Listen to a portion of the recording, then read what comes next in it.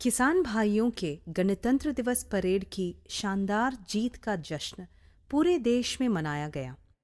उस जीत ने आंदोलन के विकास को गति देने में मदद की। इसने न केवल किसानों को बल्कि विभिन्न वर्गों के लोगों को बहुत ऊर्जा और प्रेरणा दिया।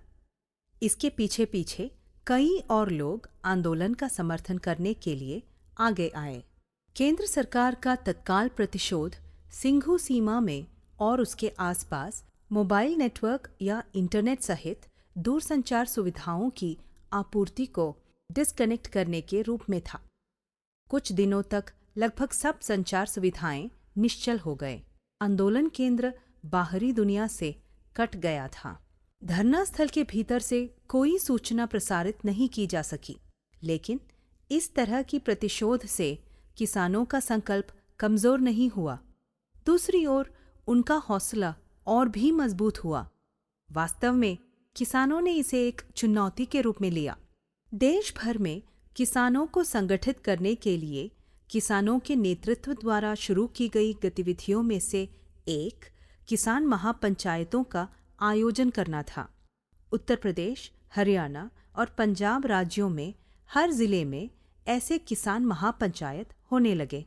अन्य राज्यों में पहले दौर के रूप में राज्य स्तरीय महापंचायतों का आयोजन किया गया।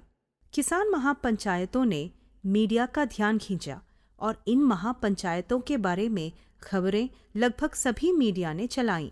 किसान नेतृत्व ने देश में केंद्रीय ट्रेड यूनियनों के संपर्क करने के लिए एक विशेष टीम का गठन किया ताकि उनका समर्थन भी हासिल किया जा सके और उनके नेताओं के साथ दीर्घकालिक संबंध बनाए जा सकें। ट्रेड यूनियनों के नेताओं के साथ चर्चा फलदायी रही। ट्रेड यूनियन नेताओं ने सिंघू सीमा पर विरोध स्थल का दौरा करना शुरू कर दिया और उन्होंने आंदोलन को अपना समर्थन देने का वादा भी किया। केंद्रीय ट्रेड यूनियनों के नेताओं और संयुक्त किसान मोर्चा की कोर कमेटी के बीच निरंतर विचार विमर्श ने किसानों और श्रमिकों के समन्वित और संयुक्त प्रयासों के लिए आधार तैयार किया। देश के विभिन्न हिस्सों से सैकड़ों स्वयंसेवी संगठन किसानों को समर्थन देने के लिए आ गए। उन्होंने दो तरह से सहयोग किया। उन्होंने किसानों के समर्थन के लिए स्थानीय स्तर पर कार्यक्रम और आंदोलन आयोजित किए और उन्होंने स्वयंसेवकों को सीमाओं पर विरोध स्थलों का दौरा करने और आंदोलन में शामिल होने के लिए प्रतिनियुक्त किया। विशेष उल्लेख के योग्य एक और महत्वपूर्ण विकास देश भर में महिला संगठनों का उदय है, जो किसान आंदोलन को अपना समर्थन दे रहे थे। उनमें से बड़ी संख्या ने समर्थन की घोषणा की और अपने समर्थन के प्रतीक के रूप में विभिन्न प्रकार के कार्यक्रमों का आयोजन किया। उन्होंने प्रतिनिधियों को विरोध स्थलों पर भी भेजा। पश्चिम बंगाल की विधायिका के चुनाव अप्रैल 2021 में होने थे। चुनाव प्रचार मार्च में शुरू हुआ था। गृह मंत्री अमित शाह बंगाल में यह दावा करते हुए प्रचार में लगे थे कि आगामी चुनावों में ममता बनर्जी और तृणमूल कांग्रेस पूरी तरह से हार जाएगी। प्रधानमंत्री मोदी भी अमित शाह के दावे का पूरे जोर से समर्थन कर रहे थे और अभियान को गति देने के लिए उन्होंने अक्सर बंगाल का दौरा भी किया। भाजपा तृणमूल कांग्रेस के कई सांसदों, विधायकों और अन्य कार्यकर्ताओं को अनुचित तरीके से और केंद्र सरकार के दबाव का इस्तेमाल करके लुभाने में लगी थी। किसान नेतृत्व ने इस अवसर का उपयोग भाजपा और अमित शाह मोदी की जोड़ी को झटका देने के लिए करने का फैसला किया। उन्होंने बंगाल में ममता बनर्जी और तृणमूल कांग्रेस के पक्ष में और भाजपा के खिलाफ अभियान शुरू करने का फैसला किया। इसके लिए उनका नारा था, बीजेपी को वोट नहीं। हालांकि अभियान बहुत जोर या शोर से नहीं किया गया था, लेकिन यह काफी प्रभावी था और उसका परिणाम आज स्पष्ट है। ममता बनर्जी ने भारी बहुमत से चुनाव जीता और भाजपा को धूल चटा दी। ममता बनर्जी की जीत और बीजेपी की हार का किसानों के आंदोलन पर जबरदस्त असर पड़ा। किसान भाइयों को अपनी ताकत और प्रभाव का सही मायने में एहसास हुआ।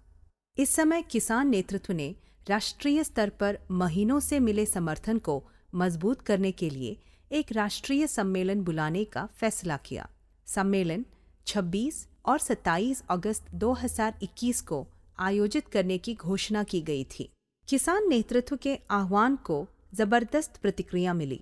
देश भर से 2000 से अधिक प्रतिनिधि सम्मेलन स्थल पर एकत्रित हुए। मंच पर 22 राज्यों के किसान नेता मौजूद रहे। 10 केंद्रीय ट्रेड यूनियनों के नेता भी मंच पर थे। महिला संगठनों एवं अन्य स्वयंसेवी संगठनों के सैकड़ों पदाधिकारी भी मौजूद थे। सम्मेलन में भाग लेने वालों में 40% से अधिक महिलाएं थीं। सम्मेलन का सबसे बड़ा आकर्षण किसान नेताओं और केंद्रीय ट्रेड यूनियनों के नेताओं के बीच एक समझौता था। एक संयुक्त घोषणा पत्र निकाला गया जिसमें कहा गया कि मोदी शासन के अलोकतांत्रिक उपायों का विरोध करने के लिए किसान और मजदूर कंधे से कंधा मिलाकर काम करेंगे। किसान विरोधी कानूनों के खिलाफ ही नहीं बल्कि मजदूर विरोधी श्रम अदालतों के खिलाफ भी संयुक्त संघर्ष चलाया जाएगा। किसानों और श्रमिकों की एकता को चिह्नित करने के लिए भारत बंद का प्रस्ताव रखा गया था। सम्मेलन का एक और महत्वपूर्ण निर्णय मिशन यूपी कार्यक्रम शुरू करना था। इसका उद्देश्य उत्तर प्रदेश के सभी जिलों में किसान संगठन स्थापित करना और वहां किसान आंदोलन को मजबूत करना था। उम्मीद की जा रही थी कि इससे आने वाले यूपी विधानसभा चुनाव में बीजेपी को हराने में मदद मिलेगी। उत्तर प्रदेश के मुजफ्फरनगर में प्रस्तावित किसान महापंचायत में 5 सितंबर 2021 को मिशन यूपी का उद्घाटन करने की घोषणा की गई। 22 राज्यों के किसान नेताओं ने अपने अपने राज्यों में किसान आंदोलन को मजबूत करने के लिए आयोजित किए जाने वाले कार्यक्रमों और उन राज्यों में आंदोलन को तेज करने के लिए उठाए जाने वाले कदमों के बारे में विस्तार से बताया। इसी तरह महिला संगठनों और अन्य स्वयंसेवी संगठनों ने भी अपने प्रस्तावित कार्यक्रमों की घोषणा की। अधिवेशन ने किसानों के संघर्ष को जबरदस्त रूप से मजबूत करने में मदद की।